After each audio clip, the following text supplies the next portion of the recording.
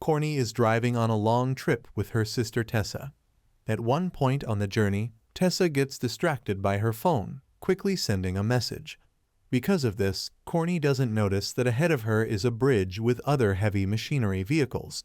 She tries to evade them as best she can by swerving, which causes her to lose control of the vehicle and fall into a deep river where she survives. But her little sister unfortunately does not. This is how this movie begins, about a group of friends who are internal medicine students trying to improve to become effective as doctors within this prestigious hospital.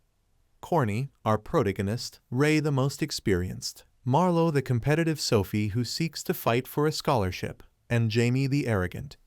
Our protagonist approaches Jamie while he's eating to suggest that he accompany her at night to an area of the hospital with encephalograms that has no surveillance cameras to spend some time together.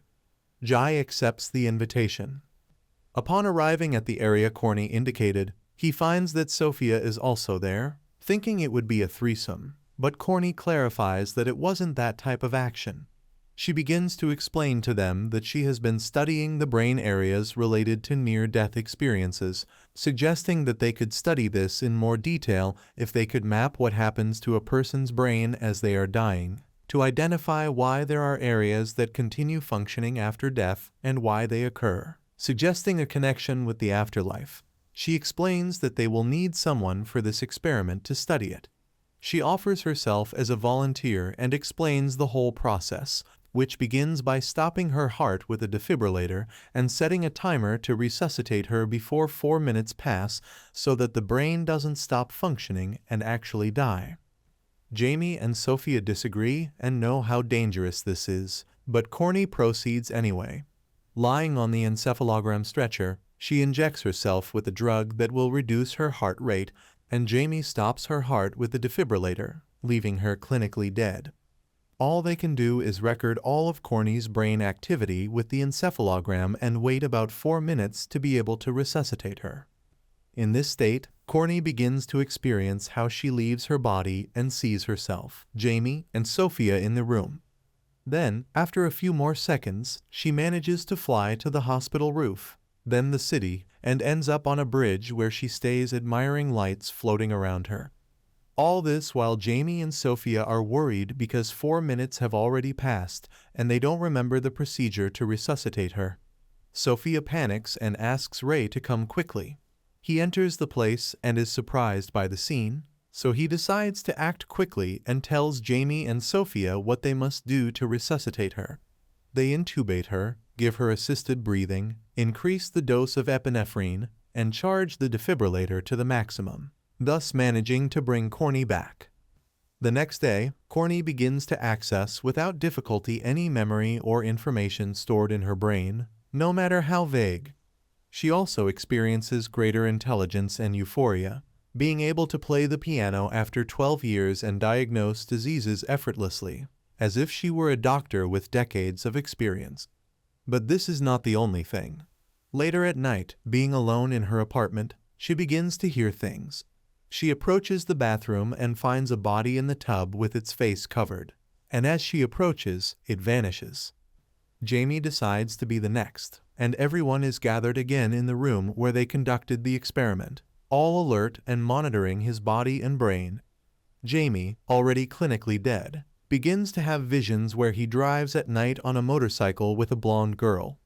The atmosphere is illuminated and romantic, but then it becomes gloomy and somber, as if they were entering an abandoned neighborhood. He stops at an apartment which the blonde girl observes seriously, and she vanishes as this vision ends because Jamie is resuscitated. Everything has happened as expected. Jamie medicates a patient without authorization who wasn't his responsibility, saving his life and becoming a hero.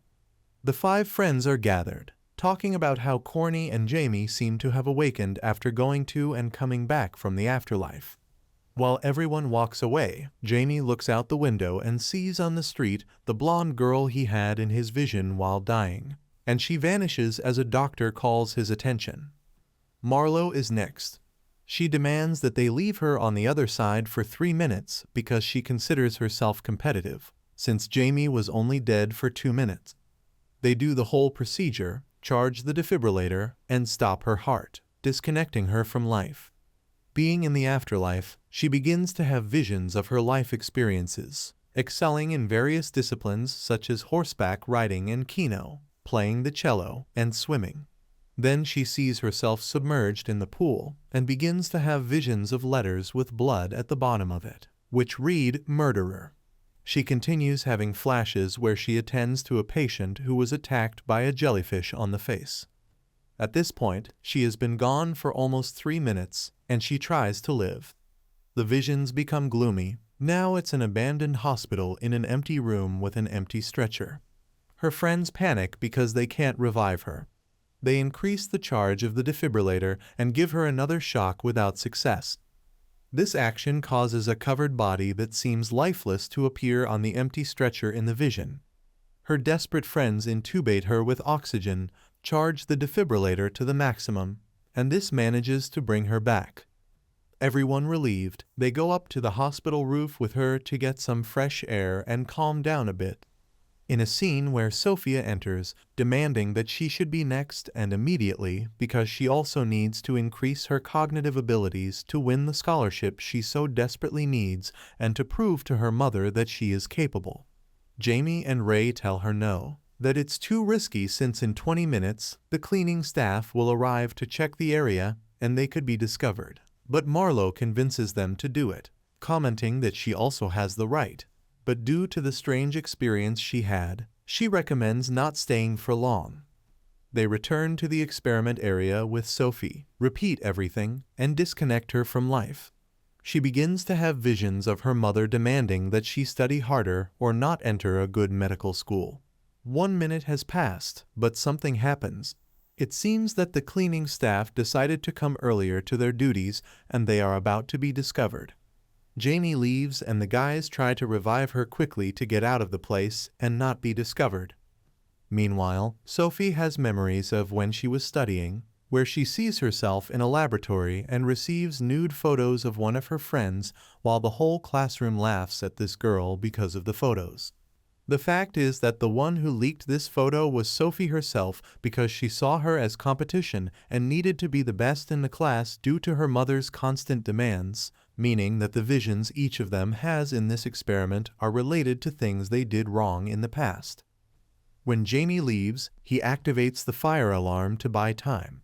This gives the group a few extra minutes to revive Sophie. They pick her up as she's barely waking up, run with her carried to the parking lot, and put her in Marlo's car. They start to escape and almost run over Jamie. They let him into the vehicle and escape from the hospital, going to a party to celebrate. At the party, everyone is happy, but at one point, Corny separates from the group where everyone is dancing and approaches some parked cars.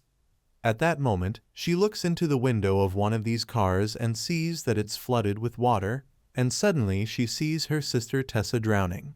Sophie also leaves the party, bringing Jamie with her, telling him that with this experience, besides learning a little more about life and death, she suddenly had a very intense craving.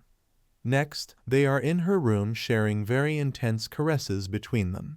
They are surprised by the mother, and she tells her that she will leave the house, that she's already 25 years old and can't be told what to do. Roy and Marlo also left together to what seems to be Marlo's house.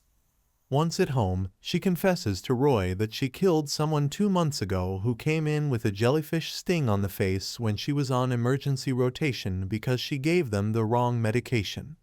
She tells him that it was who she saw on the stretcher while she was in the afterlife when they did the experiment. She tells Roy that she's very scared. He tries to calm her down, approaches her, they kiss, and spend a colorful night. On the other hand, Corny is wandering on a bridge while having memories of the accident with her sister Tessa. Jamie returns to his yacht house where, upon arrival, he begins to hear sobs from his ex on his bed. The vision disappears due to interference from the yacht's radio. He begins to hear a baby crying near the furniture. He checks while approaching the crying, opens a drawer where the silhouette of a baby covered by a blanket is seen.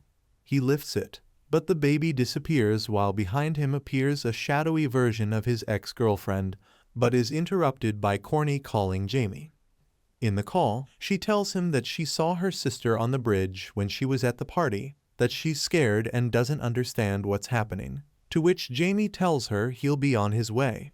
Corny returns to her apartment and begins to hear sad music emitted from the radio. It seems to be the same song she played when she began to have the effects of going beyond the day after the experiment. She turns it off and sits in the hallway. She begins to record herself while confessing that this experiment wasn't for science, that it was for something bad she did, and regrets not having told them. She gets up while still recording, follows a noise she hears in the next room, and when she approaches, she sees her sister Tessa drawing with a plate with many lit candles beside her while throwing each drawing into the fire. Corny asks her if she's her sister without receiving an answer. She runs out, and something pulls her leg, making her fall. She quickly gets up and, scared, keeps running while the evil version of Tessa chases her. She finds herself cornered against the emergency fire stairs, and Tessa's entity pushes her, causing her to fall from a third floor where she dies on impact. It's the next day. Marlo is swimming and receives a message from her friends asking her to go quickly to the hospital. Upon arrival, she's gathered with the rest of the group, and the doctor informs them that they found Corny dead. Everyone is shocked and scared. They don't know what's happening. They ask Jamie if he was there, how he doesn't know what happened, and he tells them that he arrived but Corny didn't answer the doorbell, so he returned home. It's at this moment where they all decide that they need to devise a plan so that this whole experiment issue doesn't come to light. So they decide to go to Corny's apartment to get her laptop where all the experiment notes are, in addition to her phone. Jamie finds everything except the phone, so he calls Marlo, who is at the hospital, to look for it in the morgue where they have Corny's body. Marlo finds the phone, but being in that compartment where Corny's body is stored, she decides to open it to see her one last time. She removes the cover, sees her pale face, and puts her back. But when she looks up, she sees "murderer" written on the wall as Corny's cell phone begins to ring. She sees that all the bodies are also out of their places, and behind her appears the corpse of the patient who died due to her negligence 2 months ago, and the apparition vanishes. Now we're with Jamie on his yacht. While he's showering, the water cuts off. The radio begins to sound with a baby's cries. He tries to turn it off, but he panics, takes out a knife, and rips the radio from its place, thus ending the crying. This act caused the light to go out as well, and now he begins to hear his ex crying and calling his name. He turns towards his room, and his ex is there, staring at him fixedly, which scares him, and trying to escape, he goes to the exterior of the yacht and closes the hatch, but it's useless. Behind him is his ex. From the fright, he falls from the yacht into the water, and when trying to return to the dock, he swims, giving the lens of his ex with a knife in her hand. They are all gathered in the cafe watching the videos from Corny's phone and come across the recording that made her fall from the fire escape. They begin to tell all the visions they've had since the experiment and realize that these are related to things they did wrong in the past, harm they caused to other people, accuse them in some demonic way. Everyone begins to confess. Jamie tells that his ex had gotten pregnant and he abandoned her, telling her to abort. Sophie tells of her incident when she leaked photos of her friend when she was a student to harm her. Marlo concludes that if they don't close this cycle and look for how to solve these guilts, these visions will only get worse until they've all died. Sophie is in her internship with other doctors when she begins to have more visions. She interrupts her class to leave the place, and in the hallway, she feels as if someone is walking behind her. Sophie heads to the elevator, and it seems not to be working well. She tries to activate it, but it doesn't respond. She looks up and notices that the elevator is missing a part, and just when she's about to leave it, the elevator activates and begins to ascend rapidly. She tries to stop it by pressing all the buttons, but this only makes it accelerate more and more until it abruptly stops and opens on a floor with an abandoned appearance. The doors begin to close, and while closing, she sees the evil entity of the friend she harmed, and the vision fades. Marlo is returning home and finds Roy at the entrance. where he confronts her because he discovered that she altered the report of the patient who died due to her malpractice. She explains that she did this to avoid being discovered and not lose her doctor career, to which Roy responds that if she's capable of altering a report for selfish purposes, maybe she shouldn't be a doctor. Sophie arrives with Jamie at another hospital where she seems to be waiting to meet someone. When a girl is seen coming down the stairs, Sophie approaches Irina, the girl who was her friend and whose photos she published to the whole class. Sophie confesses that it was her who leaked those photos and asks for forgiveness. Irina is confused, sad, and asks her to leave. Sophie insists, at which point Irina turns and tells her that she does forgive her. Jamie is on his motorcycle arriving at a small town. He stops at a place where he waits for his ex. Seeing her get off the bus, he runs towards her, and when he reaches her, a blonde boy also gets off and leaves with her. He also notices the child resembling him and follows him. He apologizes to her for not having been there and wants to make amends by supporting her in whatever is right. Alicia, his ex, stands looking at him while the boy asks who that man is. Marlo, tired of being pursued by her hallucinations, goes alone to the hospital room and repeats the experiment, hoping to meet Cyrus's soul, the patient, and ask for forgiveness. However, once on the other side, she is incessantly attacked by Cyrus, the patient, drowning her even in the afterlife where he manages to drown her. Jamie, Sophia, and Jimmy find her and hurry to try to resuscitate her, trying everything without success. Everyone is sad, Marlo is gone, but Roy refuses to let her go like this, so he looks for another higher dose of epinephrine to revive her and injects it directly into her heart. While this happens, Marlo's soul is being sucked by a dark cloud. Marlo holds onto Latina, and at this moment, Corny manifests with Marlo and tells her that what she needs to save herself is to forgive herself. Marlo somehow manages to forgive herself, and with a second electroshock that Roy gives her with the defibrillator, Marlo wakes up. Later, Marlo goes to the hospital director and confesses to having altered the autopsy results. Then Marlo and Ray are seen throwing the laptop with the experiment information content into the river. They are all gathered. Jamie tells everyone that he spoke with his ex and that the boy he saw was indeed his son, that he's going to move closer to them to be able to support them and make up for his absence. They are all back at the cafe where a man is playing the piano. They are reflecting on everything that happened when they are interrupted by the same song that Corny played when she was with them at the beginning of the movie. Everything intensifies, and they make a toast. The video ends here. If you enjoyed the video, please like the video and subscribe to the channel.